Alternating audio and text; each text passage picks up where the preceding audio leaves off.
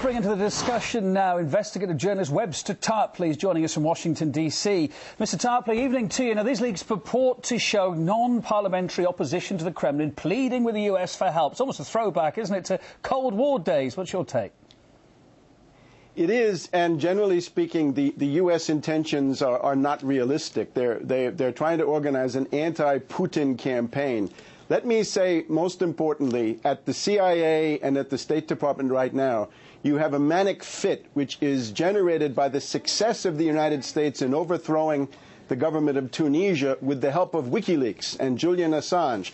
The word at Langley and Foggy Bottom is that thanks to Assange and WikiLeaks, the United States has been able to capture the attention of a new generation of nihilists across the world, and that with this you can bring down every government in the Arab world. But of course, why stop there?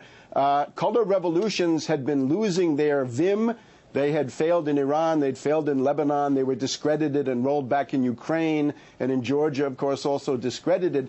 But now they think they can relaunch the model of the color revolutions. And I'm afraid what we see in these papers is the Russia director of the National Security Council, Michael McFaul, who is interested in grooming Boris Nemtsov as a candidate to stop Putin from becoming president again in 2012, which McFaul obviously thinks is what's going to happen. And it seems to me the gaggle of people that they have working for them are not going to be adequate to the task. But these latest cables also showing that Washington may have cooled its boots a bit with respect to what you've just said, no?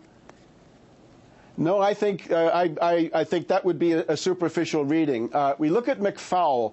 McFaul is someone who goes back quite a ways in Russia.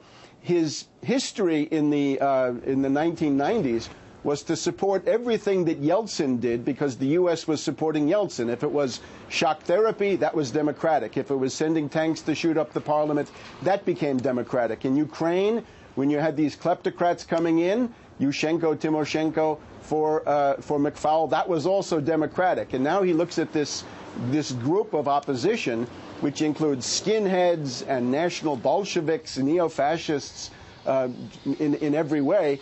He says, we're going to somehow get these people together and do something in the 2012 presidential election, thanks to the fact that we have WikiLeaks and Assange on our side, because that's what we've proven in Tunisia. I would read that as the mentality of McFaul. Hang on a minute. We're in the age of that reset button being so oft-pressed. We're in the age of the new START agreement coming in. Why do you think the US is still doing business with the opposition? What does Washington have to gain? Well, of course, this I think in many ways was illusory. I mean, what we see here is that this is the usual interference in the sovereign affairs of independent states. And another one of those WikiLeaks things shows that there's still a military war plan, essentially for a war with Russia, based on the Baltic states and the area around Kaliningrad. So really not that much has changed. But what has changed from the point of view of these people is the idea that they can get a second chance. Just a word about Nemtsov.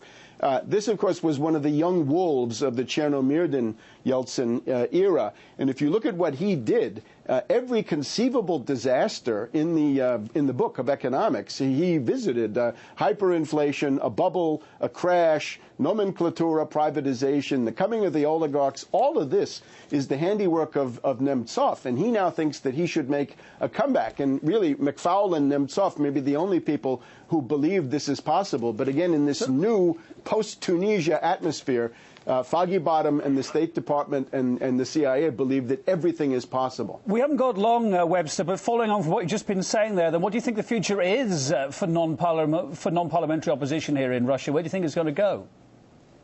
When you look at this opposition, you'd have to say, what do they stand for? They seem to be a group of people who are united only by their hatred of Prime Minister Putin. They have, de-Putinization is the only thing they have to offer. They seem to wait around for murders to occur and then blame that on Putin, kind of a knee-jerk reaction. I don't see an economic program. I don't see anything constructive. I don't see anything that could help the future of a great nation. So therefore, I don't see why people would be interested. The difference, I think, is in Russia, the opposition is an embarrassment. Sometimes here in the U.S., we think our government is an embarrassment. But maybe the Russian opposition needs to retool, to get some actual positive ideas, and not simply be the the long arm of a foreign power. Webster Tolley, really good to have your take on it tonight. Thanks for joining us on the line from Washington, D.C., as you are.